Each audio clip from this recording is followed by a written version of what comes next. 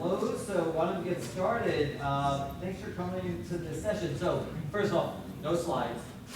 We'll just state that disclosures for all the speakers, none of us have any conflicts. So we just have to put that out there to make sure you know. My name is Sanjay Gupta, emergency medicine Sanjay Gupta. I'm an emergency physician, obviously, but I'm a department chair in Long Island, New York, with Northwell Health. I'm a professor of emergency medicine at Zucker School of Medicine at Northwell.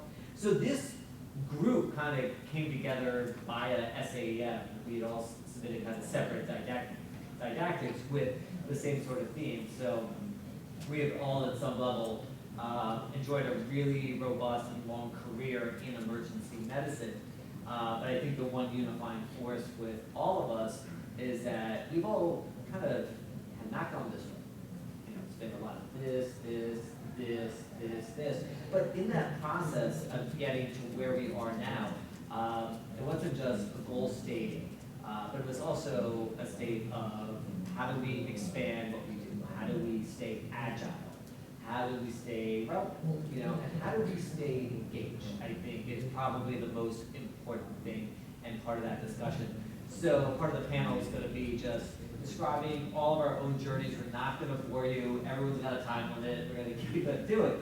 But really, it's going to be more of an open forum for like any of you who might be at any of those inflection points, whether you are, you know, in that first few years out of training, whether you're in 10 years.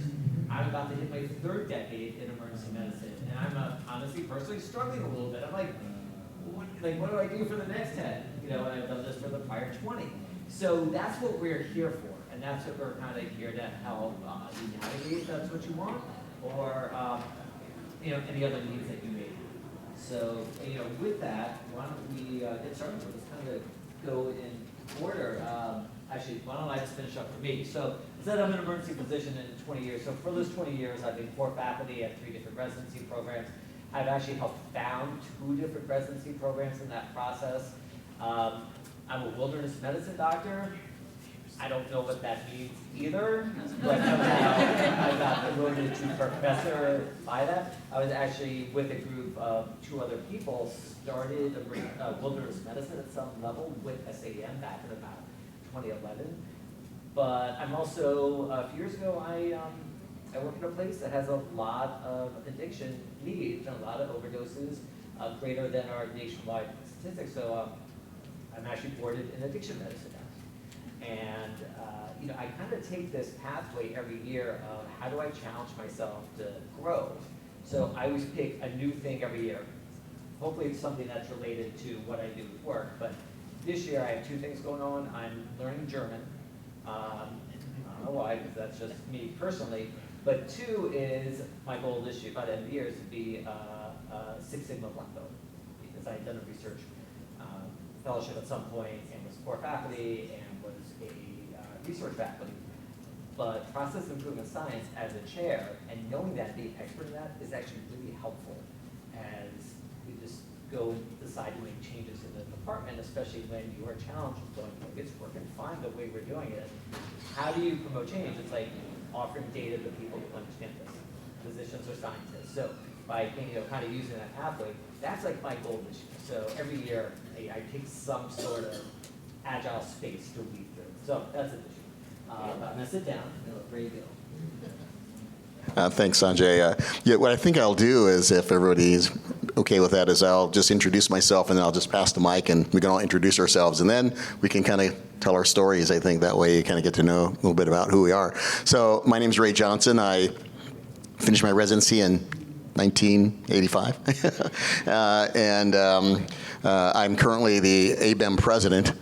So all of you who have questions or concerns about board certification, I'm the target. But it's been a fantastic year for me this year, and I'll share some of that with you. I currently am semi-retired, but have practiced in Southern California until just this past year when I became ABEM president. But with that, I'll go ahead and pass it on. Hi, thanks for joining. My name is Nancy Kwan. I'm currently the Vice Chair of Emergency Medicine, Long Island Jewish Medical Center, which is part of Northwell Health. I work with Jay. He's in a different hospital than me. And I also, most recently, before I was Vice Chair, I was the Associate Chair. And before that, I was really a frontline position at NYU Bellevue before I came to Northwell Health. Most recently, I acquired a new part-time role, still, keeping my vice chair role as the Central Region Medical Director for Equity of Care, and I can explain what that is later and how that came about. But I'll pass it on to Dr. Davenport. Thanks. So I'm Maura Davenport. I'm the APD and soon-to-be Medical Education Fellowship Director at Allegheny General in Pittsburgh. And Dr. Kwan was actually my attending when I was a resident, so it's nice to be up here with her. I am actually sports medicine trained as well, so I have a slightly different approach to things. But that's how I got up here. Well, hi, I'm Mark Borenstein. I was just mentioning, well, actually, I saw a birthday card, and it said, now instead of hiding your age, you can start to brag about it. So it occurred to me that I could tell people, I'm actually in my 47th year of working shifts. I've been working shifts for 47 years. So if you're 46 or younger, I've been working shifts longer than you've been on the planet. And what I found that sustains me in part is that I love clinical work and I love taking care of patients, and I feel I am in service in a way that has become more clear in the last 10 or 15 years than the first 10 or 15. I've served in a lot of different capacities. There's a bio in the SAEM. I'm currently a residency program director, and actually I'm very happily not a chair anymore. I've been a chair and medical director for many, many years, and my career has taken all sorts of twists and turns, including even wondering if I would, in my first year or two of emergency medicine, wondering if I would even last in emergency medicine at age 28, 29, 30. I really wasn't sure that I could sustain working in emergency medicine. It was so intense and so difficult. Speaking to parents when a child dies and things of that nature, I really wasn't sure I would be able to be here doing this, but I am, and I hope I can share some of what has helped me be where I am today. And I'm Mary Jo Wagner. I am the Chief Academic Officer and DIO at Central Michigan in Saginaw, Michigan. I also am very involved in the ACGME. I'm starting on the Institutional Review Committee this month, and I'm part of the emergency medicine revisions right now for the ACGME. I cannot answer any of that. You may be able to talk about ABEM. I started before ABEM existed.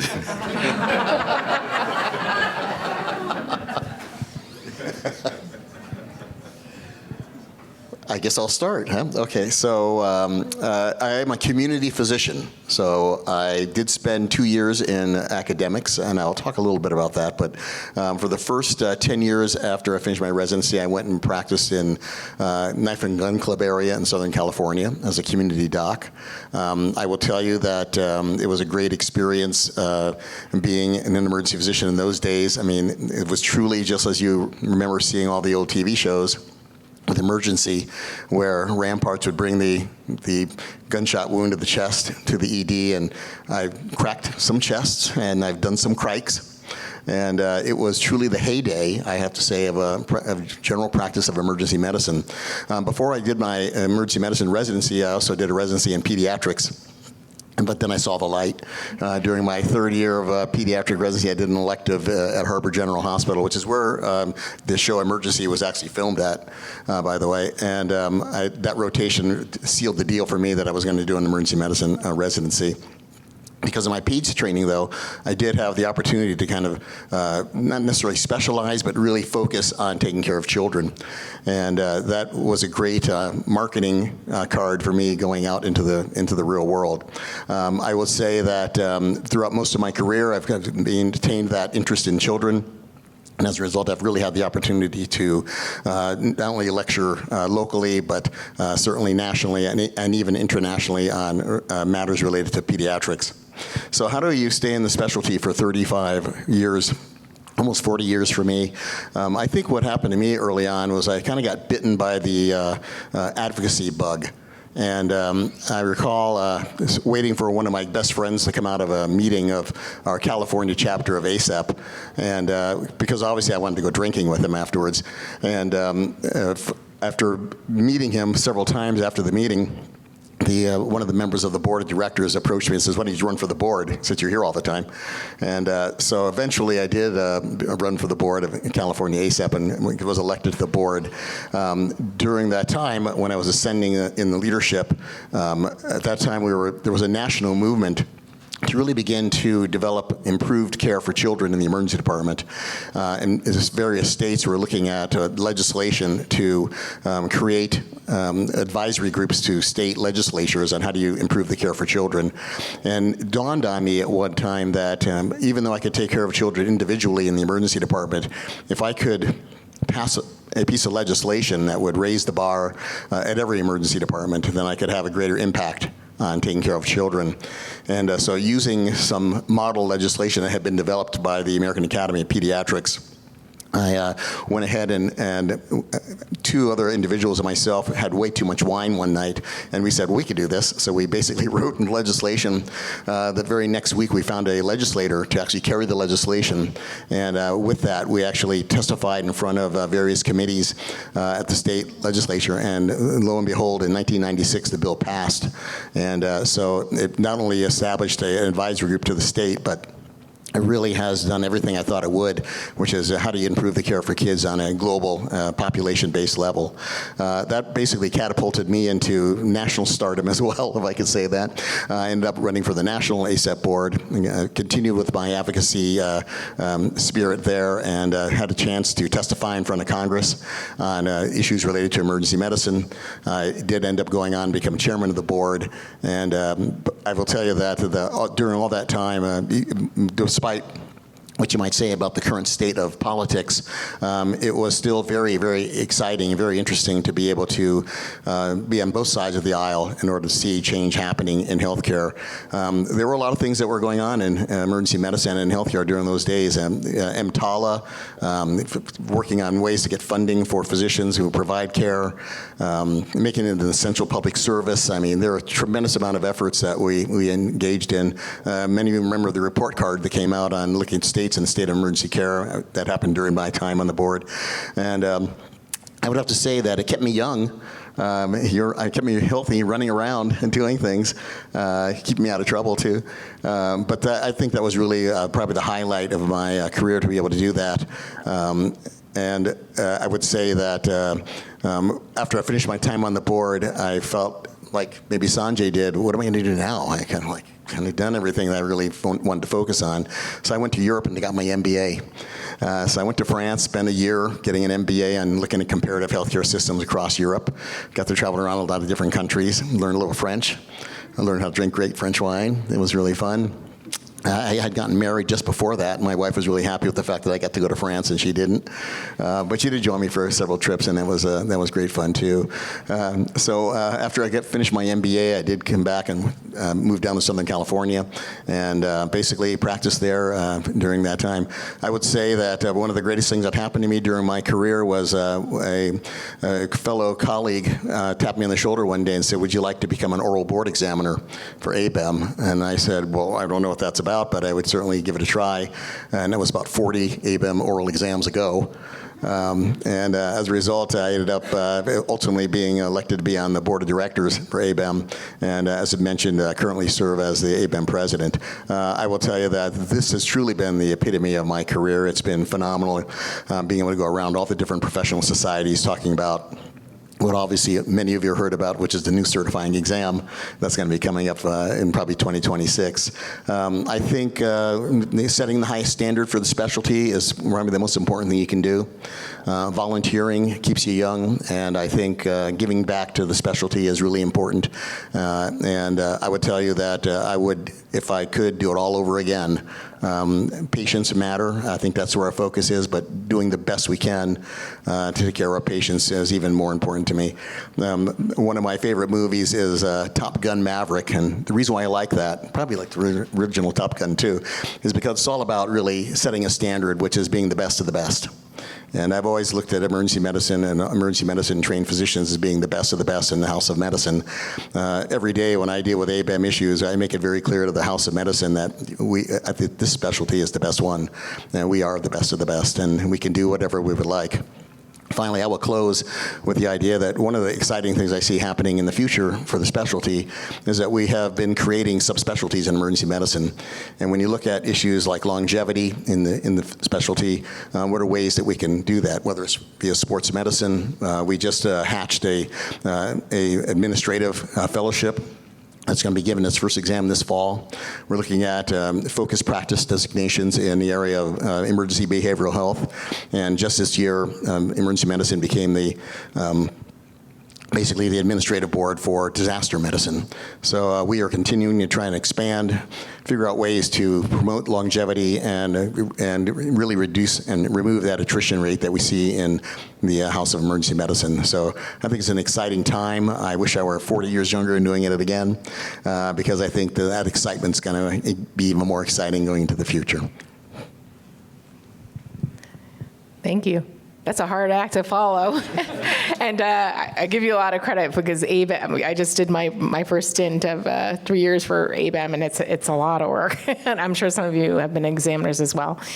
So my name is Nancy Kwan. I'm Vice Chair of Emergency Medicine, Long Island Jewish Medical Center. And I think, I think what we're all talking about is the road less traveled, the different pathways that we've taken. How do you sustain your career in emergency medicine? When it is I think challenging, it's physically challenging too, and, it gets harder as you get older, as I think many of us know. So, I think I started I didn't even start my career as going towards medicine. So when I was in college, I thought I was an East Asian Studies major, and I think culture was very important to me just because I grew up in Rockland County, and at the time that I was growing up, I'm over 50 now, we were probably one of the few Asian families that lived there. So, I think my parents, and myself and my brothers, we faced a lot of implicit and explicit bias and racism, unfortunately. And I think there weren't ways to really address it at that time. In fact, at that time, even my principal was one of the people who would make racist comments to me in high school. This is my high school principal. So I went to college thinking I was going to do East Asian Studies, and then I ended up meeting people who were pre-med. They were like, oh, take this class with me, ride the ambulance with me. And then before you knew it, I was like, oh, wow, medicine is actually a really interesting career, and is actually a way to be able to interact with people from different cultures to address things surrounding DE&I. So I went into medicine, and then eventually, landed medical school, went to do residency. I started off in emergency medicine. I see one of my colleagues there, Dr. Piano Gallahue, that we worked together, and obviously Moira and I worked together as well. At Bellevue, NYU, which has Bellevue at least has one of the most diverse patient populations that exist. At the time, anybody I think who is my generation knows that there aren't the same supports now as then as there are now in terms of I think in terms of behaviors and malignant behaviors, whether it was with consultants or with all the isms, unfortunately, and I think I didn't even know what HR was. That HR was, we thought it was just people who hired people versus somebody who can address some of these things. And I think I thought my career was, luckily, I had a mentor, Dr. Goldfrank, who really was the person I really looked up to, who was like, oh, he always listened to me, was like, do research, do this. And for a while, I thought I was going to be a researcher.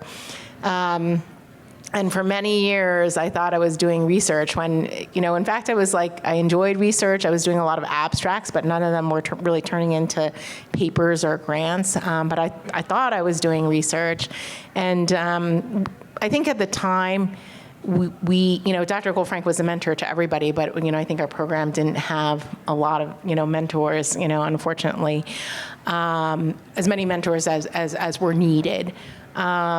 So I stayed there for many years. I started as an attending there in 1999. I was kind of the person who mentored the research associates. And many times I think I asked for more. I was like, can I do this? Can I help with, administration? I received my master's in public administration while I was a new attending, hoping that it would lead to something. And even though Dr. Goldfrank was supportive, I think sort of the structure that existed there really didn't promote women, unfortunately, in leadership positions at that time. So I could have probably stayed there for many years more and still been a frontline attending, but this is where connections are important. And one of my former co-residents, who was 2 years below me, Sal Pardo, actually reached out to me, and he was working at Long Island Jewish at the time. He said, there's been some turnover. I think some political stuff that was happening, and people were being asked to leave, and there was an associate chair position that was open at Long Island Jewish. And I am one of those people who I really have to think about the decision, visit the place many times, which I did, because Bellevue was comfortable enough. But it was clear that nobody was thinking of me as a leadership position there. And I think moving to LIJ in Northwell was the best decision that I ever made, because that's where I didn't have any experience in it, but people really supported you. Over years, I was promoted to vice chair. And I think it's a lesson learned in terms of, I guess, if I had done it again, maybe when you realize you're in a place where maybe people aren't thinking you that way, but you feel like maybe you do have the ability to do something that people aren't thinking of you, that it's time to move, if you're not getting enough of the structural support that you need. And I think the other lesson is, in terms of my new role in the Center for Equity of Care, that actually came about because diversity, equity, and inclusion has always been a framework of what I enjoy doing, and have been involved in a lot of projects. And I had applied for some other positions just for growth, some medical director positions. I didn't get them. And in talking to other people about, what can I do? People gave me the advice, meet with a lot of people, even if you don't know them that well in the spaces that you enjoy. So I did that. And in one of the meetings, the person, Dr. Miraz, who's a cardiologist, who is the lead for the Center for Equity of Care, said, oh, I know you, I know the work that you do. And she sponsored me. She said in that first meeting, I'm going to create a role for you. And I really never expected it at all. I think it was a little down on myself because I applied for these other positions and I didn't get them. Even though Northwell has been very supportive, but I felt ready for something else. And in meeting with her and networking and her knowing what I did and what my passion was, she sponsored me. So, I think that's another lesson learned is go out there, put yourself out there and network and meet as many people as possible. And I think that's kind of the role of having SAEM and having this organization as well. All right, so very similar to what Dr. Kwan said, I also started college thinking I was not going into medicine.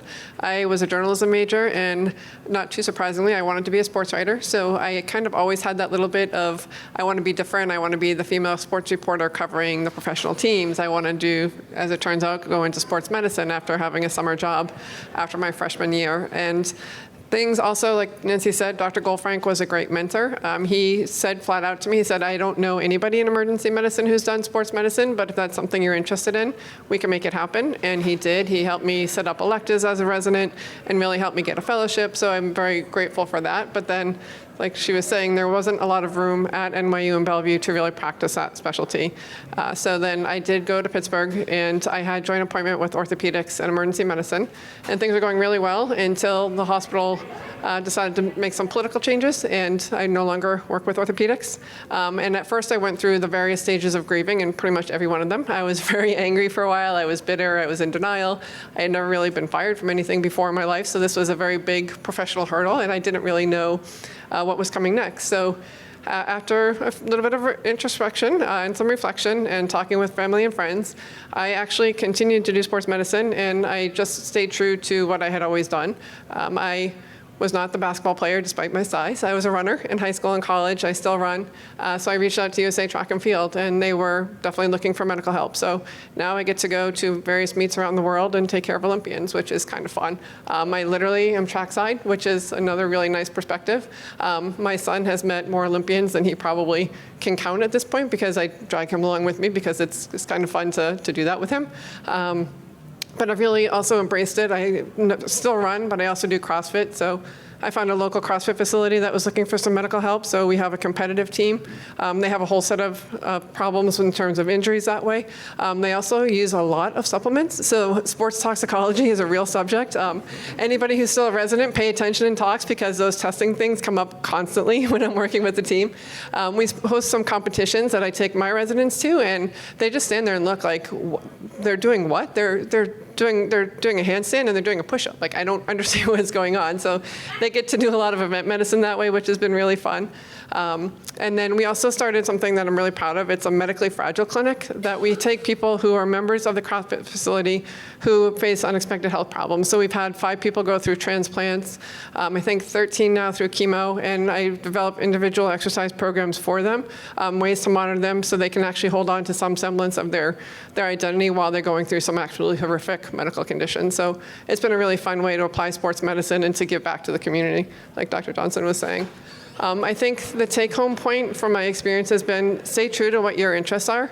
It just came back from the academic sports medicine meeting where I got to go to Baltimore and kind of nerd out with people who also like to talk about things like, should endurance athletes be using carbohydrates or fat to fuel their long run? So if you have an interest, stay true to it and reach out to people. Like Dr. Johnson was saying, there are some more people who are emergency trained in sports medicine. We're growing our numbers constantly, and we're actually taking over a lot of the high-profile roles in professional sports.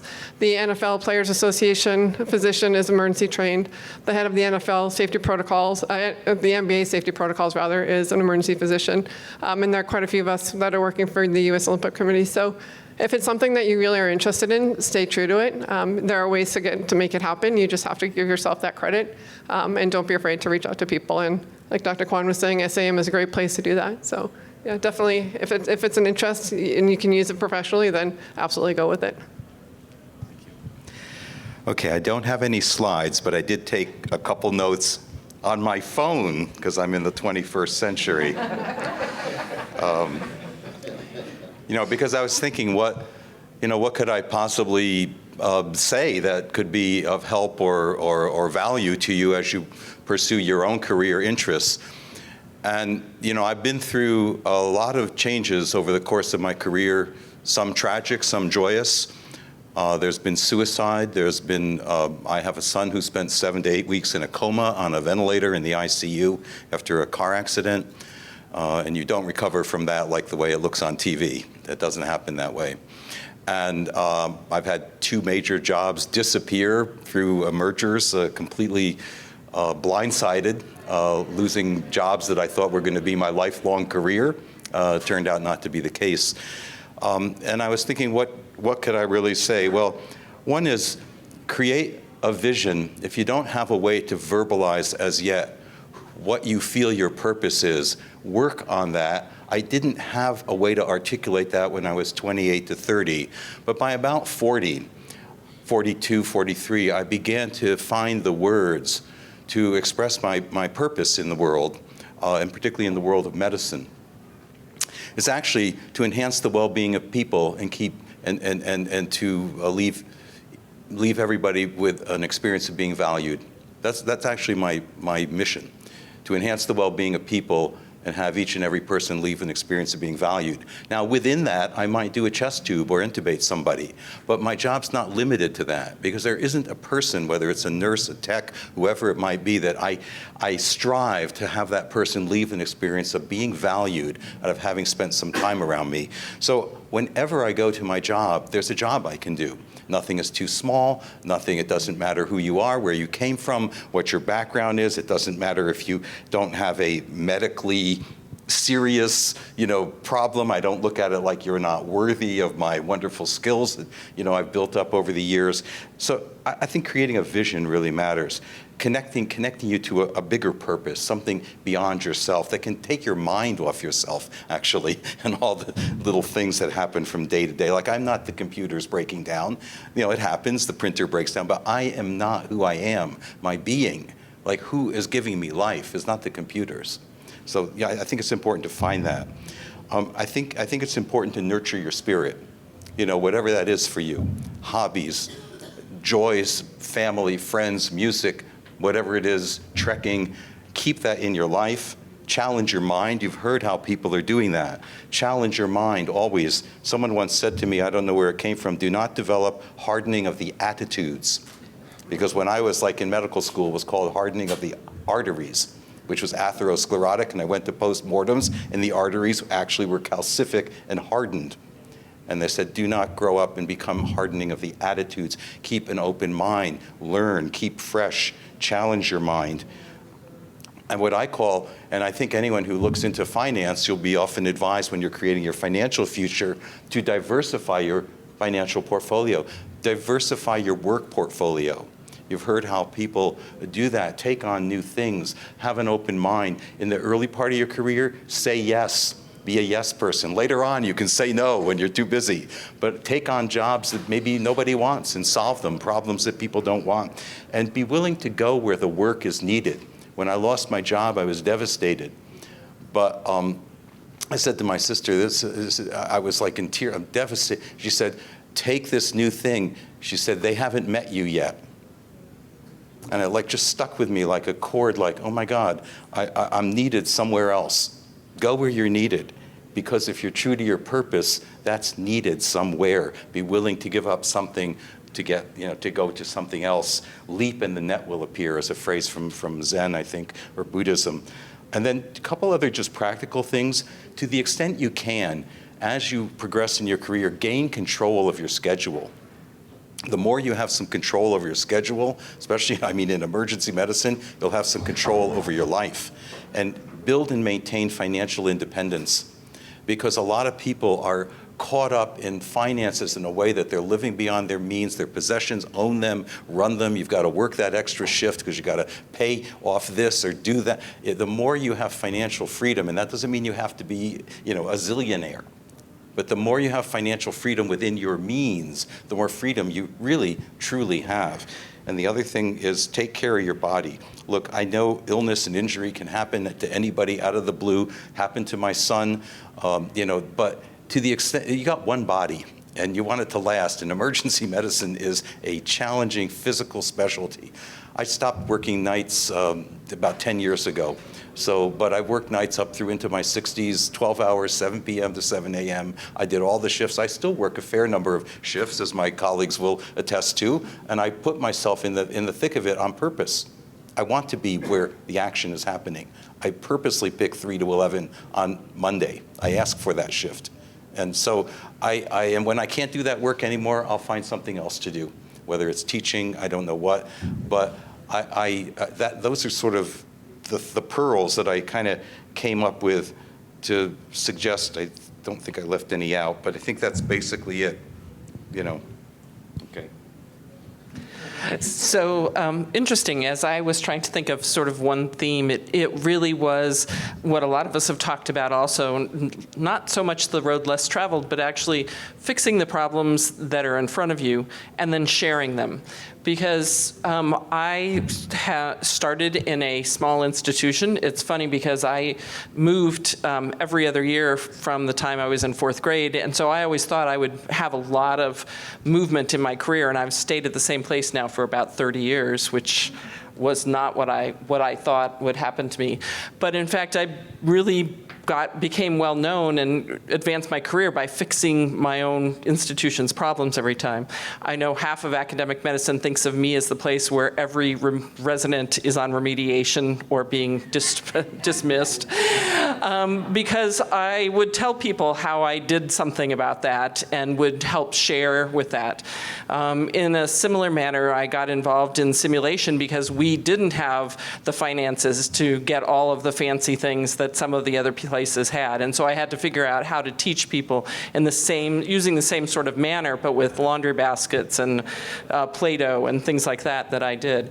And so it really was solving the problems that I had locally. We didn't get residency funding, and I ended up helping write a bill that passed in Congress after 7 years to redistribute positions in emergency medicine and across the United States. But again, it was fixing something that was bothering me, and that's how you can always make the job that you're in more interesting to you and keep it fresh, learning different things, but always making your home better and better, if you will. And I do think I have also stopped clinical medicine in the last year or so after 30 plus years. That was the hardest thing I have ever done. I still sort of gulp when somebody says, what kind of doctor you are, and you say you're an emergency physician and you don't see patients. That's really, really hard. And one of the things that happens at this end of the career is how do you sort of then slow back down as we ramped up?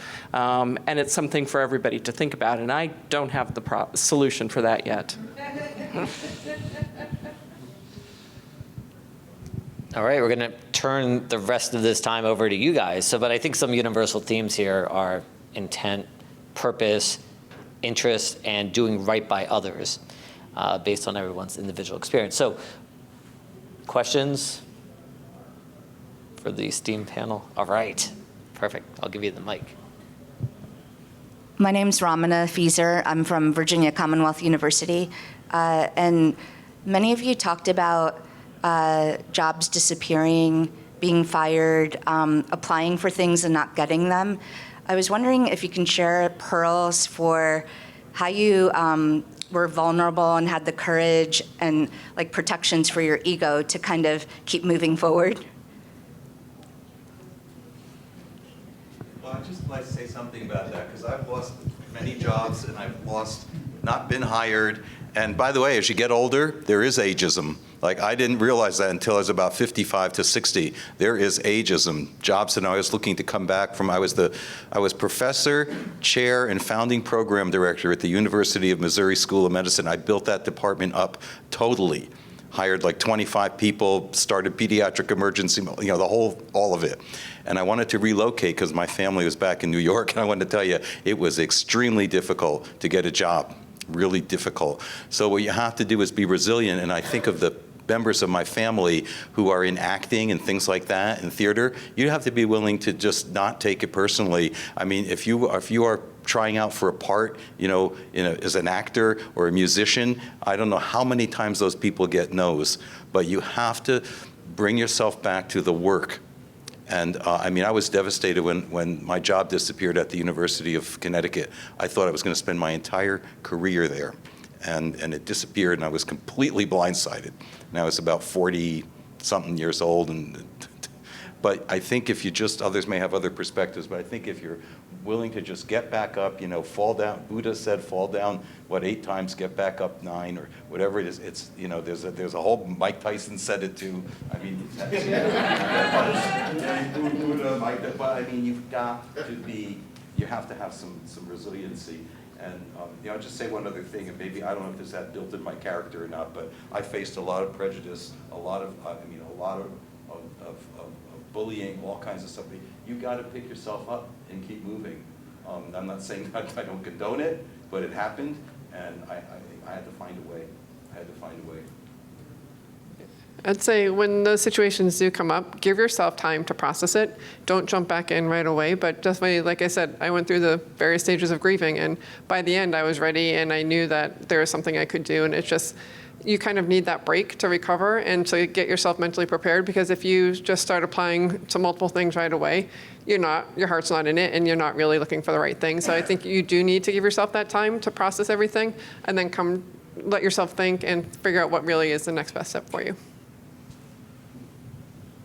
I agree. I think, it's easy to, in some of those situations where I felt the rejection, it's easy to get really bitter and angry, and I did. I did. But I think I share those feelings with people I trusted, like Jay, for example. So Jay has always been like a great advocate and sponsor, and then the people that you trust will give you advice like how to move forward. So I think, some of the advice Jay, other people gave me is like, meet with other people, meet with people that share your passions, the things that you want to do, and that like resulted in an additional role through somebody else that I knew, who knew me, who sponsored me. So I think it's the same thing. Like you can be bitter in the moment, but don't let that hold you down, because I think that bitter feeling will disseminate to other people, and other people will see it. So, I think keeping it with trusted people. I wasn't fired in the sense of I didn't do my job well. My job disappeared, which can happen if you're a chief of a division or you're a department chair. If two institutions come together and they're going to merge a department, there's only one chair going to emerge in that situation, and it's usually from the bigger institution with the money that's the driver. But what I want to say is, as painful as that was, it actually was the career-defining opportunity of my life that I didn't know was happening, because I went in and I needed a job, so I took a crazy job taking St. Luke's Roosevelt that had lost its accreditation. Nobody wanted to take that job. That accreditation was gone with a 12-month notice. Even the written appeal was unsuccessful. So there was when I arrived, there was 8 months that program was closing. And I took that job and turned the accreditation. We got that accreditation restored. It was like unbelievable that happened, and it became defining for me that I'm a program builder. I didn't know that before I lost my job. Someone else? Any other questions? Oh, yeah, okay, let's grab that mic. She's got the one. You got a mic, okay. Hi, thank you for your time and expertise. I'm Janice. I'm coming from Colombia in New York City. So I hear that a lot of times opportunities come to you. You're like, encounter like, this just happened. And I just grabbed that chance and it just led to my career. But has there been any chance that you were deliberate in creating a particular opportunity that eventually lined up? For example, I think you guys mentioned a diversifying portfolio, but something that you deliberately did earlier in the career that kind of like later helped you like, yeah, that's what I did that led to this opportunity that I got. So I'm just curious to hear if that's any case. Yeah, absolutely. I totally agree with you. I think if I were to use a financial model, it's diversifying your portfolio. So yeah, the more things that you can, more pies you can stick your finger into and have a little bit of interest in, I think there's a greater chance something might spontaneously combust and something happens. I think that I think everyone, as they mature through the specialty, should consider what are the things that I can do to create tools for my toolbox? What are the skills that I need that I think I need. And we all have blind spots. There's some things we don't know we need, and we do. That's where other people may come in handy too. But I think it's worthwhile trying to find what you think are some of the tools that you need to make yourself more marketable, so to speak. So I do think taking on responsibilities that maybe outside your comfort zone puts you into a position where people might recognize that. I think it's been fascinating for me to be involved in statewide activities, and as a result of being involved in a little bit of statewide activities, I became involved in a lot of statewide activities. Starting off as an advisor in pediatrics, next thing I know, they are looking for an advisor for EMS. I ran our statewide, I was on our EMS advisory board for the state. And actually, when it turned out they were looking for someone to advise them on disaster readiness for the entire state of California, because of my background in having been in EMS, they asked me if I would do that. And there were many people who wanted me to run for the state EMS director, which I did not want to do. I didn't want to actually work for the state, but I was happy to help advise them. So I think the more things that you can do to broaden your horizons do create opportunity and that opportunity can create different pathways for you job-wise as well and career-wise. Could I also say specifically to that question, so I mentioned that it was pretty hard to find a job when you're like about 60 and you're looking for something in a leadership role. And I had gotten a number of no's. So I happened to see on the listserv, the CORD listserv, that there was a program opening up in Brooklyn. I thought, oh, that's interesting. I don't really know that hospital. Brooklyn has many. This was Brookdale. So I wrote basically, what would you call it, like a cold letter. I wrote a letter with my resume, a cover letter, and I just said, here's my background. I said, I'm ready, willing, and able to do anything to be of service in your department. Here's all the skills I could provide. Could you use me, basically? I got a call. I came in for an interview. Then they brought me back, the CEO, the CMO, and then I get a job offer. I'm like, wow, this is great. I'm like, what job am I being offered? I didn't apply to any specific job. There wasn't anything ever said. And they said, oh, don't worry, we'll figure out something. What's your salary needs? What's your whatever? So I literally got hired there, and they kind of made up vice chair and medical director. And it turned out it was a place where they wanted someone older and experienced to help mentor a younger department that was just starting, where many people were the first time in the position. Like, I got a sense of value instead of chasing. They say, don't chase after someone that doesn't love you. Don't they tell you that in life? So it's the same thing. Find where you're needed.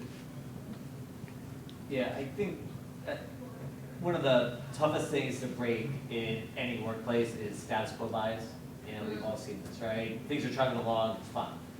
I also find that if you're willing to give up your time and it doesn't cost anybody anything, a lot of people are willing to take it. That makes sense, right? So if you see a deficiency, or if you see an area of need or interest in your department and you're enthusiastic about it, most people just kind of let you go with it, in truth, because you're not harming anyone. It can be helpful. Most of the time, you're not actually going to necessarily change anything except for you, right? Like, you're gaining experience in the process. You're building something that may be sustainable. Once you're gone, or you're doing something that people don't realize that they need because they never really thought about it. So if you have that, find some advocates, find a chair going, hey, I want to do this. It's not going to cost you anything. It's only going to cost me and my time. But then you get to build, and you get to build that resume. You never know what comes of it. Because as you do that, you network, you grow, your reputation grows, and it gives you something else in basically the armor that you get to carry with you. So don't be shy. I mean, people go into medicine hate not being perfectionists, right? Like, you want good grades, you passed the boards, you did well, so like failing at something, hearing no is tough. But you're also never gonna know unless you go and try. And that's always, the case. And I was never shy about just kind of doing things as I wanted to. Sometimes, most of the time it worked out. Plenty of times where it didn't, but you'll never know unless you try.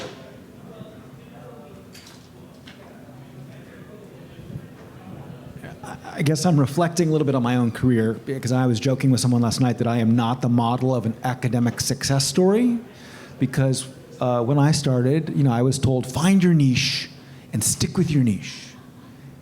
And so I'm listening to you and processing the find your niche, but be open to other things and say yes. But so how do you stick with a niche? Do you remain open? Are you outliers, or are you typical of academic longevity? I stuck with my niche until I didn't like it anymore. I abandoned. I will say, if you are classic academics, that's the right advice for some senior person to give a junior person. It works a lot better for your career if you do that. On the other hand, I'm sitting in a room of emergency physicians. None of us like to do one thing, by definition, right? We like that the next person coming through the door is something different. And so the next adventure is something different. So it's really hard to get people to do that. I can retrospectively tell you my niche, but sitting to think about this talk, I was like, well, it's kind of here, but it's sort of there, and it's sort of here. So I'm still a bad representation. And yet, I also think that's why we as emergency physicians keep going. When we started 30 to 40 years ago, we were told we'll burn out right away. And the reason we haven't is because we get excited about the different areas that we do, and we recreate our career over and over again. And so I think maybe for true academics, when I sit next to the surgeons and the internists and things like that, I am very much the outlier. But for emergency physicians, I suspect not. Actually, my original niche was supposed to be oncologic emergencies. I don't have the time to tell you the story of how I wound up in Rochester, Minnesota, completing a medical oncology fellowship at the Mayo Clinic, but I did. And then I'm like, oh, I've got to write the chapter in Tinton Alley, I've got to write the chapter in Rosen, I've got to give the talk at ASEP. And I did. I started doing that for a few years. And then I said, oh, I remembered, I really actually don't like oncology. That's why I left it. It's not for me. And so it was sort of the academic niche. But what I discovered, and was after I really lost the job at UConn, that program building for me is helping. It's fundamentally, it resonates with my fundamental purpose, which was to improve the quality of care in emergency departments, and to do that by creating programs that graduated people with humanistic values and all of that kind of thing. And so the real purpose, I didn't even know what my niche was, so to speak, until later. Yeah, I would echo all of that. I think that you always hear that people say, find your passion, or find something you're passionate about. I'm not sure I could articulate what that is even now. I don't think emergency physicians are built that way. I think we were built to have that hyperactivity and wanting that new variable challenge. I think in fact, the more bizarre the challenge, the more it's attractive. In fact, my favorite shift is when it's going crazy. I mean, if it's like boring, all right, I got to get out of here. This is killing me here. So I do think that perhaps the way we're built, I think the reason why we're attracted to the specialty is because of that variation and knowing the unknown is out there. I think that feeds into what we do career-wise. I'd mentioned I was in academics for a couple of years. I think my favorite thing that I learned in academics, and I'm sure everybody here has shared this, is passing on that knowledge to the resident that you're training. And if I were to pass on any single thing to them, it would be, do the things you're most uncomfortable doing, and you will always be happy. And I think that's a hallmark of our specialty. Yeah, to your question, I think it is true. There is like variability, and I think sometimes when you hear burnout, right, it's because people find this time period in their life where maybe there's ennui, there's like boredom with what they're doing, and so maybe that's why we're all kind of mentioning flexing into other things, and also like networking and connecting with other people, because sometimes by being at meetings like this, you'll find something interesting and unique that somebody else is doing that you never thought of. I think the other thing, as a person who is experienced myself, but also somebody who's a vice chair who has to think of our staff, we do worry about, I do worry about, and I know Jay and everybody who else is in leadership, the longevity of the careers of our faculty members, because they're the ones who keep the place going, right? It's not me by myself. So if somebody doesn't feel fulfilled or sustained in what they're doing, they're not going to be a good faculty member on your team. So we have to look out for them, for everybody's individual, desires and concerns as to, how they're going to grow and how they're going to grow as we age as well. So I think some of the discussions we're having in Northwell, for example, is in our actually as part of our DE&I service line committee, is how, as our faculty age across the 18 emergency departments that exist, the reality is that somebody who doesn't flex into some other role where they're less clinical, when they're 60, they're not going to be able to work the same way as when they were 25. So we can't do this fully through HR, although they're going to be our partners. But, at times we do make unofficial rules that we're not giving our faculty who are beyond a certain age overnights if we can. And that's a courtesy versus like an HR rule. We do want to help explore other options through our service line and through HR and partner with them as to other roles that people could flex into, such as telehealth, that are maybe less physically demanding as like one option, but to find other options, like teaching at the School of Medicine, and being able to create those pathways for people so that they can continue to find their passion as they get older. One thing I just want to say, and we don't have time to cover this really fully, and have thought about this a lot. Going forward, I think it is so important collectively that we own our clinical practice, that we as emergency physicians own that practice, because the whole model, the paradigm that somehow emergency medicine is a young person's game, that just by nature you can't do that when you're 60 because you're working the way you're working. It's time to step back and say, well, what model, who gets the benefit of that model? I know why that model came into existence, because I was around in 1978 working clinically, thinking I can't do this for 30 years, based on the kind of business model that was in place that I was working for, 24-hour shifts, et cetera. So, if you look at most medical practices, the corporate aspect of it is fairly recent, but doctors practiced until their 60s and 70s in many specialties. Maybe certain ones, surgery, you had to step back from, although there was like Michael DeBakey who was operating at 80. But but most people could practice into their 70s. And there's something in emergency medicine like that's not possible. I say that's like saying no one can run the mile under 4 minutes because someone made that up. And it's because there's a business model out there that we need to take hold of going forward, I think, so that we run our practice. I think we are. All right, guys, I think we are out of time. Thank you very much. Everyone will probably be available if we have a specific question outside, so we can let the next session go on.